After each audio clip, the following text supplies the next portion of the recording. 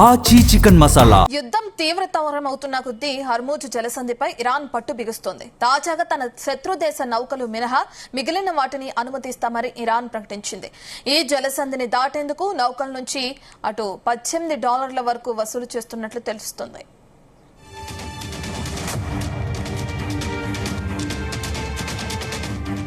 యుద్ధం తీవ్రతరమవుతున్న కొద్దీ Hormuz జలసంధిపై Iran పట్టు బిగిస్తుంది. తాజాగా తమ శత్రు దేశ నౌకలు మినహా మిగిలిన వాటిని అనుమతిస్తామని ఇరాన్ ప్రకటించింది. ఈ జలసంధిని దాటేందుకు నౌకల నుంచి 18 కోట్ల ఫీజులు వసూలు చేస్తుంది. దీంతో ప్రపంచానికి ఇరాన్ బలం తెలిసి వస్తుందని అంటుంది. యుద్ధం కారణంగా ఖర్చులు పెరగడంతో తాము ఖచ్చితంగా వసూలు చేయాల్సి వస్తుందని అంటుంది ఇరాన్. 48 గంటల్లో హర్మూజ్ జలసంధిని తెరవాలని అమెరికా అధ్యక్షుడు డొనాల్డ్ ట్రంప్ అల్టిమేటం జారీ చేసిన వేళ ఇరాన్ ఈ చర్యలు ప్రారంభించింది. ఇక అదే సమయంలో తమ విద్యుత్ ఇన్ఫ్రాపై అమెరికా దాడి చేస్తే తాము ఇజ్రాయెల్ ఎనర్జీ ఇన్ఫ్రాను లక్ష్యంగా చేసుకుంటామంటుంది. తమ విద్యుత్ కేంద్రాలను లక్ష్యంగా చేసుకుంటే పశ్చిమాసియా వ్యాప్తంగా కీలక మౌలిక సదుపాయాలు, ఇంధన వసతులను ధ్వంసం చేస్తామని ఇరాన్ ఇప్పటికే బదులిచ్చింది. హర్మూజ్ను పూర్తిగా మూసివేస్తామని హెచ్చరించింది. పూర్తి డీటెయిల్స్ అందించడానికి మా ప్రతినిధి రాధాకృష్ణ అందుబాటులో ఉన్నారు. రాధాకృష్ణ, మనం చూస్తున్నాం సుమారు 18 కోట్ల వరకు ఆ నౌకల దగ్గర నుంచి వసూలు చేయడం చూస్తున్నాం. ఇరాన్ హర్మూజ్ జలసంధికి ఏదైతే దాడుతున్నాయో ఆ నౌకలు అయితే మరి ఇప్పటికే ట్రంప్ ఆదేశాలు జారీ చేయడం, అల్టిమేట్ జారీ చేయడం చూస్తున్నాం. ఇరాన్ స్పందన కూడా చూస్తున్నాం. ముందు ముందు ఎటువంటి పరిస్థితులు నెలకొనే అవకాశం ఉంటుంది అనుకోవచ్చు?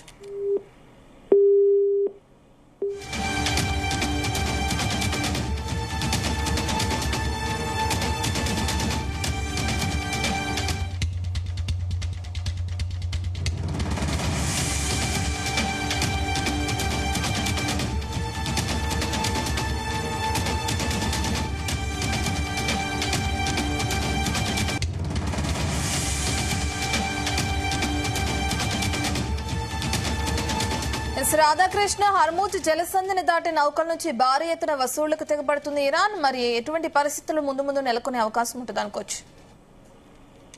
గుడ్ ఆఫ్టర్నూన్ దత్త. ఇరాన్ ఇజ్రాయెల్ మధ్య యుద్ధం దాదాపు 4 వారాలుగా వస్తోంది.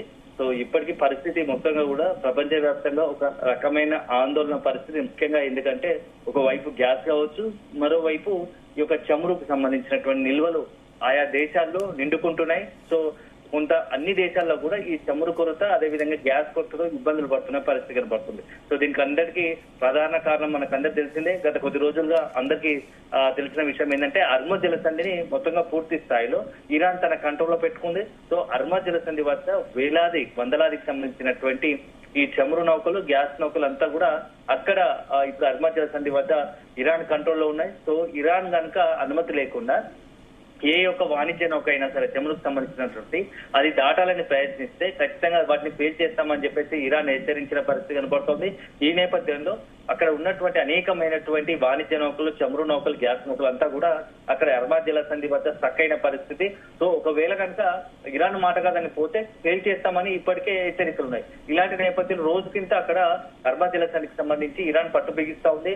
సో కేవలం ఎవరైతే తమకు అనుకూలంగా ఉంటారో, తమతో దౌత్యపరంగా సత్సంబంధాలు కలిగి ఉన్నారో ఆ దేశాలకు మాత్రమే అక్కడ నుంచి ఆ వాణిజ్య నౌకలు ఏవైతే ఉన్నాయో, గ్యాస్ కావచ్చు, చమురు నౌకలు, వాటిని పంపించేందుకు ఇప్పటికే చర్చలు జరిగి భారత్ తో పాటు కొన్ని దేశాలకు, మిత్ర దేశాలకు సంబంధించి కావచ్చు, అన్నిటికీ హర్మూజ్ జలసంధి వద్ద ఆయా దేశాలకు సంబంధించినటువంటి వాణిజ్య నౌకలు ఏవైతే ఉన్నాయో చమురు, వాటిని పంపించేందుకు ఇప్పటికే ఇరాన్ నిన్ననే ప్రకటించింది. సో దీంతో కాస్త ఊరట కలిగించే అంశం. అయితే ఇదే సమయంలో మరొక చాలా స్ట్రాంగ్ వార్నింగ్ ఇచ్చింది. అమెరికాతో పాటు ఎవరైతే శత్రు దేశాలు తమపై దాడులకు పాల్పడుతున్నాయో వాటికి సంబంధించి మాత్రం ఎట్టి పరిస్థితుల్లో వాటిని వదిలేది లేదు.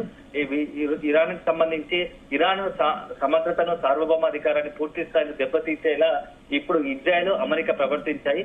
సో ఒక నెపం నెట్టి ఇరాన్ పూర్తి స్థాయిలో వేలాది మంది అమాయకుల ప్రాణాలను బలి కొనడం, అక్కడ ఉన్నటువంటి వందలాది భవనాలను కావచ్చు, మొత్తం ఇరాన్ విధ్వంసం చేయాలని ఒక కుటిల నీతితో యుద్ధాన్ని మొదలు పెట్టారు. ఇజ్రాయెల్ కావచ్చు, అమెరికా ఖచ్చితంగా దానికి తగినంగా మూల్యం చెల్లించుకోవాల్సి ఉంటుంది. ఆ ప్రకారం వాళ్ళపై కూడా శత్రు దేశాలపైన, శత్రువుల పైన ఎవరైతే అమెరికాకి, ఇజ్రాయెల్ సహకరిస్తారో వాళ్ళందరిపై దాడులు కంటిన్యూ చేస్తాం. వాళ్ళకి సంబంధించినటువంటి అరుణాచల్ సంధి వద్ద వాళ్ళు ఉన్నటువంటి నౌకలు ఏ మాత్రం కూడా ముందుకు కలిగించే పరిస్థితి లేదని చెప్పేసి ఇరాన్ హెచ్చరించింది. సో ఈ నేపథ్యంలో మొత్తంగా కూడా పశ్చిమాసియాలో పరిస్థితులు రోజుకింత ఉద్రిక్తం మారుతున్నాయి. ఎందుకంటే డొనాల్డ్ ట్రంప్ కూడా రోజుకింత బలహీన పడుతున్నాడా అనిపిస్తుంది. ఎందుకంటే సొంతంగా ఇటు అమెరికాతో పాటు ప్రపంచ దేశం కూడా డొనాల్డ్ ట్రంప్ పైన ఒక రకమైన తీవ్ర ఆగ్రహం వ్యక్తం అవుతోంది, అసంతృప్తి వ్యక్తం అవుతోంది.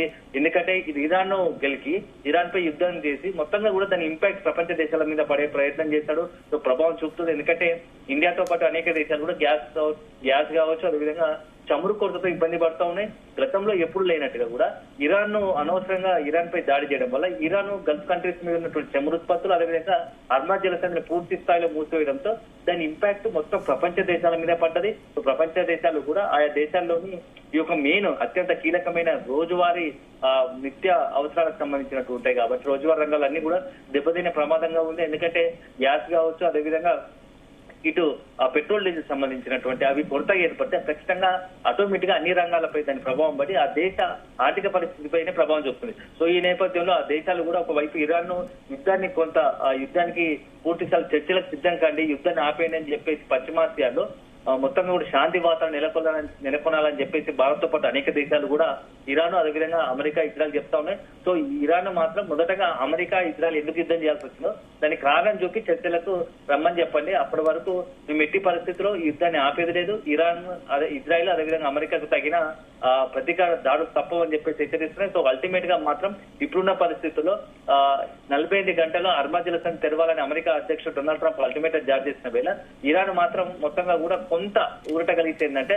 శత్రు దేశాలకు సంబంధించి తన ప్రత్యర్థులకు తప్ప మిగతా దేశాలందరికీ కూడా అరుణాచల్ జలసంధి తెరిచి అక్కడ ఉన్నటువంటి నౌకలను పంపించేందుకు ప్రయత్నం చేసింది. సో మరో ఇరువైపు ఇలా ఉంటే తమ విద్యుత్ ఇన్ఫ్రాపై అమెరికా దాడి చేస్తే తాము ఇజ్రాయెల్ ఎనర్జీ ఇన్ఫ్రా లక్ష్యంగా చేసుకుంటామని కూడా ఇరాన్ హెచ్చరిస్తోంది. సో మొత్తంగా అయితే యుద్ధం మాత్రం తారాస్థాయికి చేస్తోంది. సో ఈ పరిణామాలను ఎటువైపు దారిస్తాయి? ఎందుకంటే ఇటీవల కాలంలో వరుస పెట్టి ఒకవైపు ఇరు పక్షాలు కూడా వాణిజ్య పరంగా అత్యంత కీలకమైనటువంటి చమురు కేంద్రాలను టార్గెట్ గా చేసుకొని దారిలో పాల్పడుతున్నారు. ఇటేమో ఇరాన్ గల్ఫ్ కంట్రీస్ లో చమురు కేంద్రాలను టార్గెట్ చేసుకొని డ్రోన్లతో అటాక్, క్షిపణులతో అటాక్ చేస్తూ ఉంటే మరోవైపు అమెరికా, ఇజ్రాయెల్ కూడా ఇది ఏదైతే అరుణాచల్ జలసంధి సమీపంలో ఉన్నటువంటి కర్గ్ సంబంధించి అక్కడ ఐలాండ్ ఉంటుంది. ఐలాండ్ లో ఒకవైపు ఇరాన్ కి సంబంధించిన చమురు, అదేవిధంగా క్షిపణులకు సంబంధించి ఒక పెద్ద బంకర్ ఉంది. వాటిని టార్గెట్ గా చేసుకుని దారిలో పాల్పడుతుంది. Right, thank you Radhakrishna.